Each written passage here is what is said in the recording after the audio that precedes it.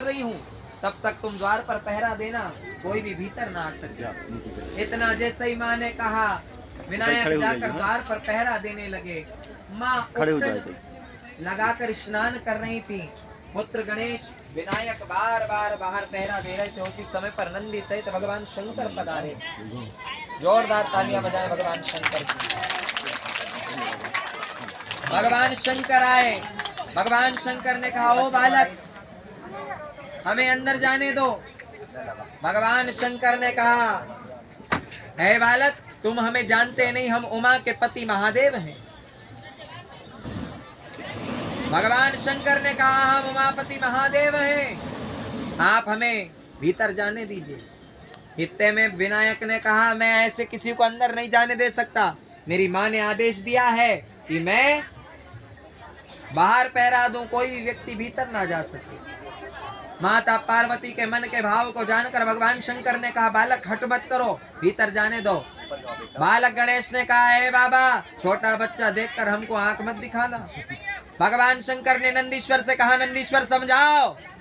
नंदीश्वर ने कहा, बालक मार्ग से हट जाओ, परंतु बालक मार्ग से नहीं हटे। भगवान शंकर को क्रोध आ गया। भगवान शंकर ने अपना त्रिशूल उठाया। त्रिशूल उठाकर बालक के, विनायक के शीश को खंडित कर दिया। बालक त्रिशूल से गिरा और जाकर माता पार्वती की गोद में शीश गिरा। माता पार्वती क्रोध में आकर के केशों को खोलकर खड़ी हो गई। बोले, नाथ, किसने मेरे पुत्र को मार दिया? मैं प्रलय ले आऊंगी।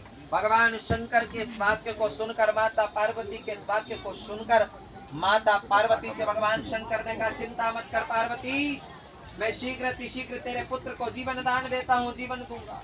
जैसे इतना कहा, कहते मात्र से महाराज नंदीश्वर को आदेश दिया, जाओ नंदी, जो मैं अपने पुत्र से पीट कर शयन कर रही हूँ, उस पुत्र का शीश काट कर ले आओ। नंदी दौड़े दौड़े गए महाराज। जाकर एक हथनी अपने पुत्र से शीश से पीट कर सो रही थी, उस हाथी का मुख काट कर ले आए। माता पार्वती ने हाथी का मुख देखकर कहा, भोलेनाथ, मनुष्य के तन पर क्या ये मुख शोभित लगेगा? माता पार्वती के स्वभाव को सुनकर भगवान शंकर ने कहा, अभी जो भी है लग जाने। भगवान शंकर ने विनायक के मुख पर हाथी का गज का चेहरा लगाया और जैसे ही गज का चेहरा लगाया महाराज, भगवान ने जीवन दान दिया।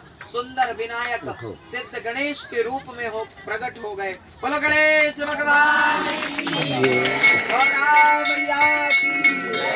भगवान शंकर और माता पार्वती अनंत